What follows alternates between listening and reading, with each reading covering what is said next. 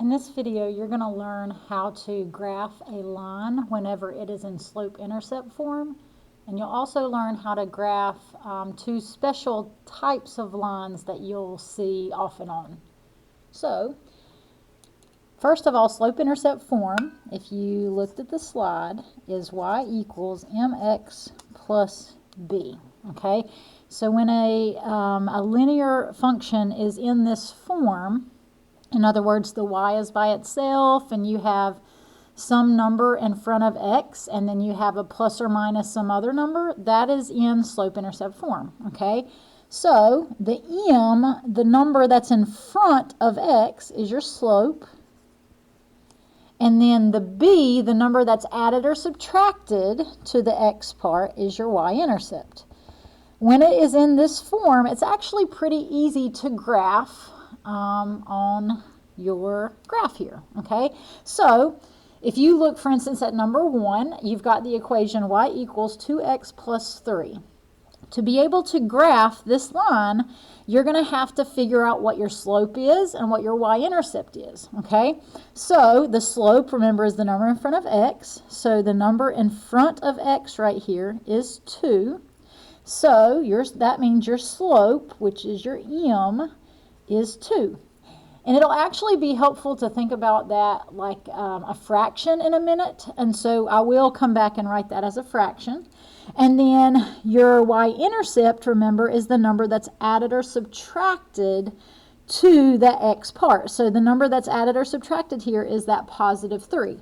So that means your y-intercept is a positive 3. Okay? So that's where you start, is you figure out what is my slope and then what is my y-intercept. When you actually start graphing, you're going to start with your y-intercept. You can think of your y-intercept as like kind of like your starting point of your line. It's not really, but it helps to think of it that way, okay? So the y-intercept is the place on the y-axis that your line is going to cross. So if the y-intercept is 3, I'm going to go to my y-axis, which is this axis right here, and I'm going to go to, it's positive 3, so I'm going to go to positive 3 on my y-axis. And that's kind of like a starting point that you can use for your line, or when you draw your line. That's where you can start, okay? So you start with your y-intercept, which, remember, is where it crosses the y-axis.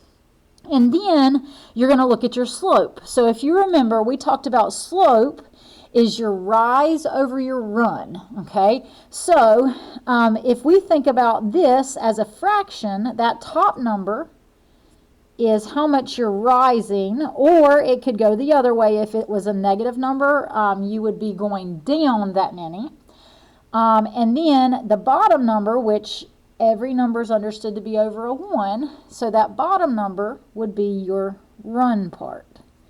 Okay, so if our slope was 2 over 1, what that means is we have to go from our y-intercept from where we're starting, and we have to go up or down this many, and then left or right that many. So rise, think up or down. Run, you're going to think how much I'm going left or right, because you can't really run up or down. So that should help you remember that part. Okay, so for this slope, it's a 2 over 1, so that means I have to go up 2, and then the run part means, because it's a positive 1, that means I have to go right 1. So you're just going to follow that pattern and draw dots along the way, and then you'll be able to form a line. So from this y-intercept, I go up 2, and then right 1, and that's where another point that would be on my line. Then I keep that pattern going. So you go up 2 and then right 1, and then up 2 and right 1. And you keep going until you get to the edge of the graph. And now I'm going to go into where I wrote my equation, but that's okay. And so that's one part of my line. But remember, lines keep going. So if I wanted to go the other direction, then I'd have to kind of reverse what I did. So instead of going up 2 and right 1, I'm going to go down 2 and left 1 to keep that line going. And so I'm going to go all the way, just following that pattern all the way to the other edge of my graph. Okay, and now once you get to the point where you have the points that form your line, you're going to actually connect those points. And so I'm going to just use the edge of a sheet of paper here, and I'm going to actually draw my line. So let's see if I can do this without getting off here. Off of my line. So it's close. It was close. I kind of messed it up at the end. So that is the line that has this equation. So this is the equation of that line, 2x plus 3. All right? So let's practice another one. So what if we had, this is our equation? Well, notice it's in slope-intercept form because the y is by itself, and then you have a number in front of x, and then you have a number that's being added or subtracted to that. So go to the side and find your slope and your y-intercept. So my slope is the number in front of x, and then remember your y-intercept is the number that's being added or subtracted to the x part. So the number in front of x is negative 3 over 4. So that's my slope. And remember, that's telling how steep the line is. And then the y-intercept is the number that's added or subtracted. So this minus 2, you need to include the negative with it, is your y-intercept. All right? And then just like what we did before, the y-intercept is where you're starting your line. So you go on the y-axis to that number and you put a dot. So my y-intercept is negative 2, so I'm going to go down to negative 2 on my y-axis. All right? So from there, you're going to start graphing it. So if I was graphing using the slope, remember that top number is your up and down part, and then that bottom number is your run part, which is your left and right part. So that negative you could actually put with either the top or the bottom. And so since I have it kind of written more so with the top, I'm going to leave it with the top. So that's the up and down part. So that means I have to go down 3, and then that 4 is my left and right part, and since it's positive, that means I'm gonna go right 4. Okay, so that's the pattern. So I just start at this point and I follow that pattern. So I have to go down 3, and then I have to go right 4. 2, 3, 4. So that is kind of the direction of my line, and then I keep that pattern going. So from there I go down 3 and then right 4, and then I keep going 1, 2, 3, 1, 2, 3, 4 until I get to the edge of my graph. Okay, and so now to go the other way, to keep the line kind of what the line's going to look like in the other direction, you do the opposite. So you're going to go, instead of going down 3 and right 4, you go up 3 and then left 4. So 1, 2, 3, 4, and then I'm going to keep that pattern going this way. 1, 2, 3, 1, 2, 3, 4, 1, 2, 3, 1, 2, 3, 4. And then I think, yeah, I'm going to run off my graph, but I can at least extend it. All right, and then you connect your dots. So again, you can use the edge of a sheet of paper, which is a little tricky. If you have a ruler, you can use a ruler. But you have to actually connect your dots, because the line that you create, after you connect your dot, is the actual graph of that equation.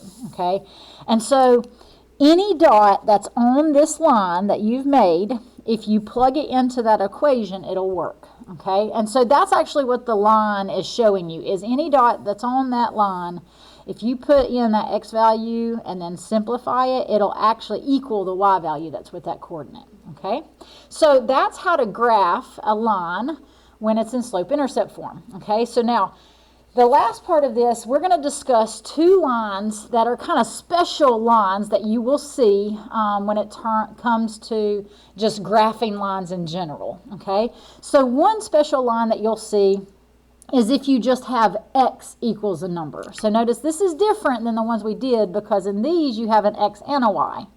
Okay, but if you just have something like x equals a number, or like in this problem, y equals a number, you kind of need to look at it a little differently to know how to graph it. Okay, so if you had something like x equals 3, the way that you need to read this so that you can graph it is you need to think about, okay, it is a line because the exponent is 1 and it's not part of a fraction, like the x isn't part of a fraction or anything. And so when that's happening, it will be a line, but you want to think about it like this. You need to read this as like a sentence. This line will hit the, and whatever letter is here, it's going to hit that axis. So this line will hit the x-axis, because it's x equals, at whatever that number is. So at 3 and only at that number. So only 3, okay? So if you read it like that, that'll help you to remember that this is a special line, and it's going to also help you to figure out which way you're supposed to draw this line, because these lines are either going to be vertical, up and down, or horizontal, left and right. And so if you read it like this, it'll help you to remember that. So if I'm going to draw a line, and it's either going to be straight up and down or left and right, that's going to hit the x-axis at 3 and nowhere else on the x-axis, well, you go to the x-axis, so this is your x-axis right here, at that number, and you put a dot, and then you're going to think, if I have to draw my line so it only hits the x-axis there and nowhere else, well, think about it. If I draw it vertically, what's that going to look like? If I draw it horizontally, what's that going to look like? And if you think through it, this one has to be vertical, because if you drew it horizontally, notice it's going to hit the x-axis everywhere, and that's not what you want. You want it to hit the x-axis at 3 and nowhere else but 3. So that'll remind you that this line has to be a vertical line that goes through 3 on the x-axis. And so that is the graph of x equals 3. Okay, so when you do problems like this, it's going to be similar, except this one is y equals a number. And so when it's y equals a number, you kind of read it the same way. So if I was to read this one, I would read it as this line, because it'll also be a line. This line hits, this time, the y-axis at that number. So in this case, it's going to hit the y-axis at -5 and only -5. It's not going to hit anywhere on the y-axis except for -5. So this time we're going to go to the y-axis, which is this one right here, and I'm going to go to -5. 1, 2, 3, 4, 5.